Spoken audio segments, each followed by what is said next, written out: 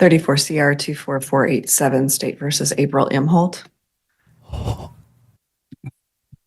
Note the appearance of Thomas Gallagher, attorney with and on behalf of the defendant April Imholt.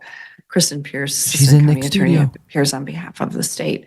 This is arraignment. Ms. Imholt, you're charged with one count of possession of controlled substance, a felony violation of Minnesota statute section 152.025, subdivision 2, paragraph 1, and subdivision 4, paragraph B, maximum penalty 5 years imprisonment, a $10,000 fine, or both.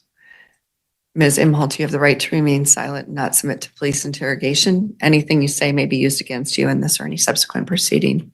You have the right to counsel in all proceedings, including police lineups and interrogations. You have the right to be represented by an attorney of your own choosing at your own expense. However, if you demonstrate indigence, then attorney will be appointed at public expense. You have the right to communicate with defense counsel, and a continuance will be granted if necessary to permit this. You have the right to a trial before the court or a jury. Mr. Gallagher has submitted a certificate of representation.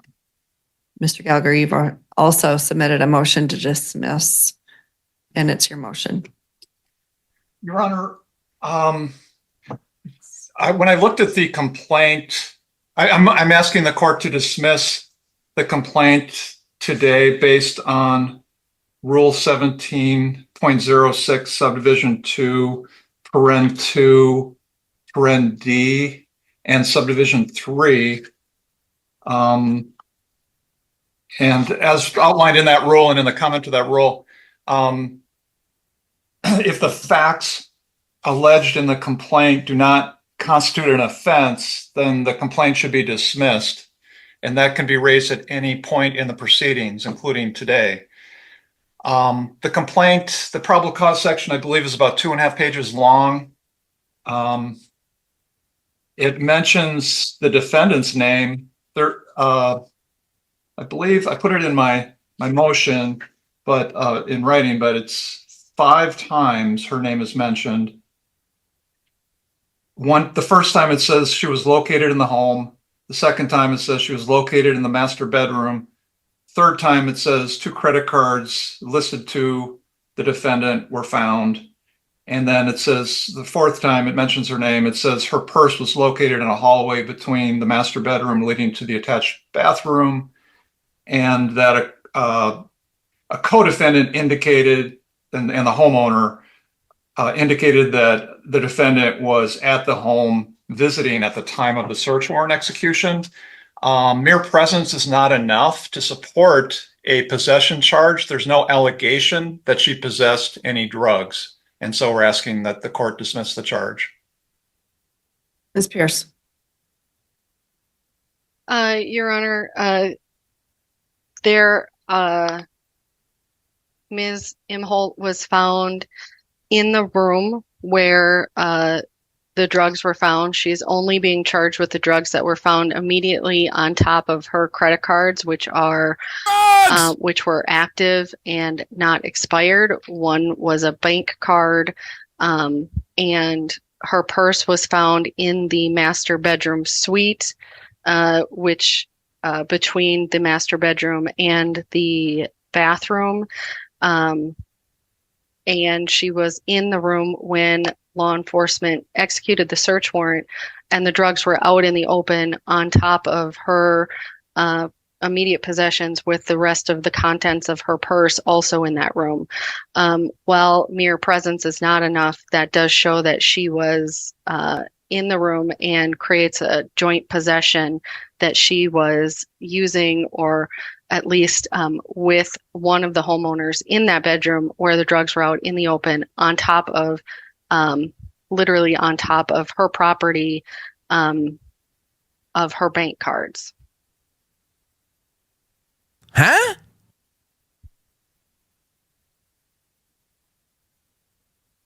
For today's purposes, I'm denying the motion without prejudice. Denied! I think the motion is not as simple as the defense filing would make it seem, considering Ms.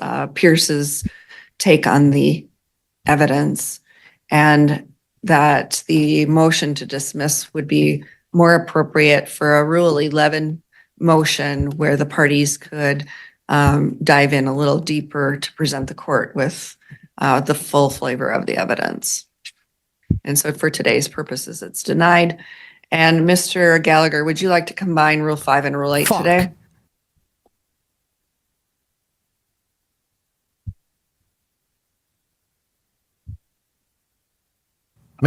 Gallagher. Yes.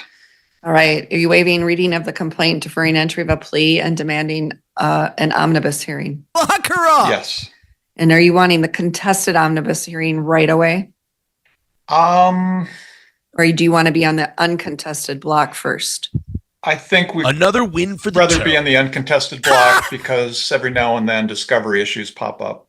Yep, and that's fine. The purpose in our county for the uncontested omnibus is for the defendant to either demand or waive the contested omnibus. So it does buy you a little time, and then the case is not assigned.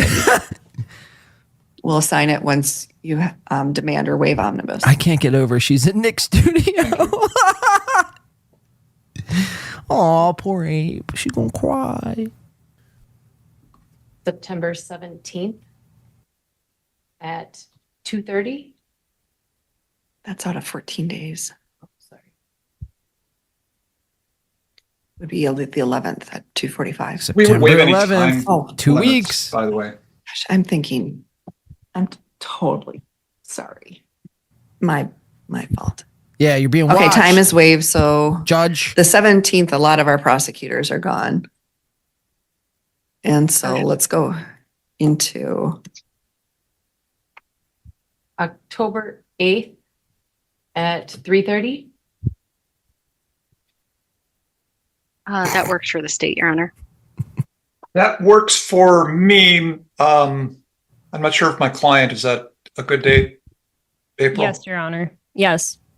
Okay. all right, the first words we've 3:30 heard. on October 8th. That continues to be a remote appearance for uncontested omnibus. Yes. Book it. Ms. Pierce, what's the state's position on release? Your Honor, this does involve the possession of controlled substances. We are requesting unconditional bail in the amount of $20,000, Damn. conditionally that she could be released on her own recognizance on the conditions that she have no use of controlled substances or alcohol that are not prescribed, submit to random testing, remain law-abiding, and report to probation as directed. Mr. Gallagher? Your Honor, I believe the allegations are very scant in this case, to the point that it would be inappropriate to have conditions of release on her. She's here on a summons. I don't know why we need to impose bail or conditions, This guy sucks. especially testing. Ms. Imholt, you're ordered to make all future court appearances, arrive 15 minutes early, ready to proceed. Keep in contact with Mr. Gallagher as he's your point of contact for all court business. You are to be booked on this charge. And you'll need to make arrangements to come into the courthouse in Candioi County and Wilmer any business day from the hours of 9 to noon or 1 to 4. And that's just for pictures and fingerprints. If you've already done this, then that has been satisfied. You are ordered to remain absolutely law-abiding. You may gain your unconditional release by posting cash or bond in the amount of $20,000. In the alternative, I will release you on your own recognizance, subject to conditions. The conditions are as follows. Don't leave the state of Minnesota without prior court approval. Have no use or possession of alcoholic beverages or mood-altering substances I'll that have are one not for you. prescribed to you. I'll have one And for submit to any form of testing to verify that you are abstaining. The testing can be at the demand of law enforcement or probation. You are responsible for the cost of the testing. Failure to cooperate or failure to show up for testing is the same as using and Cheers. providing a positive sample. Mm. You'd have no use or possession of firearms, dangerous weapons, ammunition, or explosives. You must meet with Candioi County Community Corrections initially to do intake for pretrial release monitoring of the court's conditions, and thereafter as they require.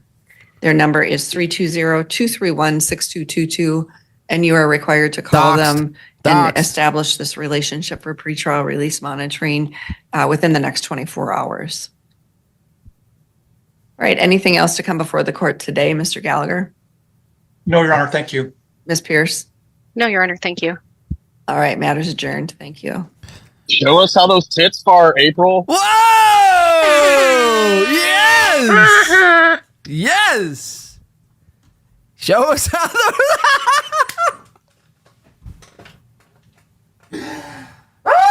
Penis! penis! Yes! Turn me off. Turn me off!